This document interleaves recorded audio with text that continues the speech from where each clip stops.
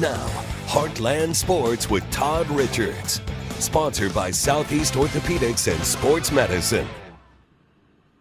And hi again, everyone. Todd Richards outside the Show Me Center. It's a little bit more quiet right now than it was earlier today. But, hey, 23 years in the waiting. That's how long Southeast Missouri State had to wait and earn that bid. That's how hard it is to get into the NCAA tournament. The field, 68 teams. Now I want to reflect on the season for just a moment and what Coach Brad Korn really got done and really how they were able to make that run. Kind of stayed on course, started and had some real strong moments. Then some injuries, of course, seemed like really bothered them throughout the season, but they never really let it get in the way, never made excuses. They just kept plowing ahead, doing it, getting it done until, of course, the Ohio Valley Conference Tournament. And Coach Korn said, let's go. It's go time now. Players followed suit. 4 wins in 4 days. No doubt about that. In Evansville, Indiana, they win the Ohio Valley Conference Tournament, of course, in dramatic fashion. And what's left? The NCAA Tournament. They get the bid. Check it out today at the watch party.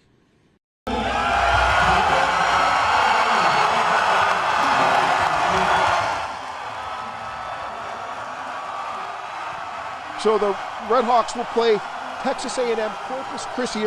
Part of the first 4 is what it's called, and that will be Tuesday in Dayton at 5:40. Should be really interesting for sure. Both teams 16 seeds, so something's got to give. But a lot of these NCAA tournaments, you just don't know a lot about your opponents and how things are going to go. We're going to find out a lot. The winner will get Alabama. We'll talk more about that in a moment. They're in the South region. Alabama, the number 1 seed. But first things first, the players and coach talk about it. Really, we have great character, our guys are great people, and we have great accountability. I can tell by the last couple of days we had a practice. Guys are ready, I'm ready. We ready to get the show on the road. I mean, all we got to do is go out there, play as hard as we can, stick together, fight on the boards, defensive, offensive glass, try not to turn the ball over, and, I mean, the results will take care of themselves. You know, I'm not nervous, I'm not anxious, I'm excited.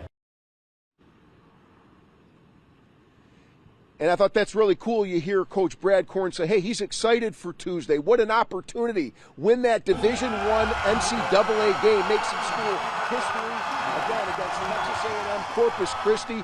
5:40 is when they'll tip everything off. And, you know, and if you guys can come on back for a moment, I'll kind of put this back into context. The last time was 2000 when Gary Garner was coach, and the Redhawks made a terrific opportunity. Just lost by, 3 points to a powerful LSU team. Salt Lake City, they were that close from pulling off a gigantic upset. And you know, you look at the NCAA tournament, you say, wait a minute, you look at some of these giant teams like your Alabamas in this particular year, like your Purdue's, Kansas, you know, UCLA's, etc., with Mick Cronin, by the way, the coach there. But a lot can happen really fast in these tournament games. And the Redhawks, I think, have that kind of team. They could make a run to make it surely very fun, and it's all going to start again on Tuesday as they get into action. Now, by the way, we're talking about a SEMO connection also at Missouri. Dickie Nutt, an assistant under Dennis Gates. You might know Dennis Gates just got a contract extension. Has done a wonderful job at Missouri. Coach Smith Peters used to be at John A. Logan.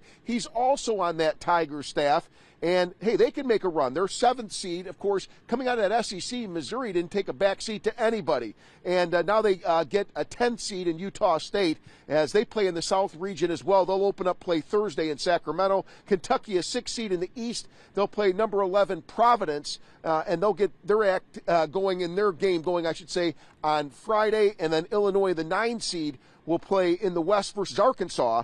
And how about that matchup as well? That should be a really good one. They're playing Thursday. And finally, just want to say, Redhawks soar tomorrow at 6:30. And it's going to be a tremendous, tremendous time just to be able to watch SEMO back in the NCAA tournament after 23 years. I'm Todd Richards. Time to wrap it up at the Show Me Center.